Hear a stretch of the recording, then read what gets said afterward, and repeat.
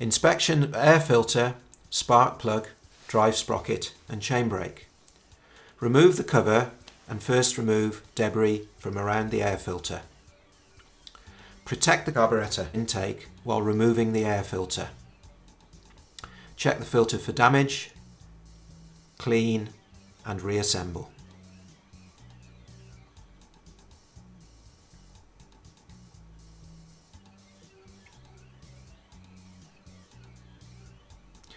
Check the spark plug for colour, gap size, do a drop test and then refit correctly.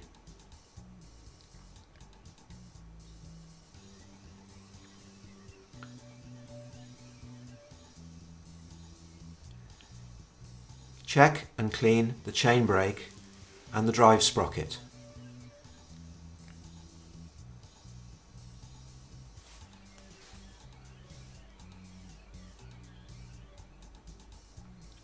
Reassemble the parts correctly and don't forget to turn the guide bar. Be aware that the assessor can ask additional questions at any time. Take care to tension the chain correctly.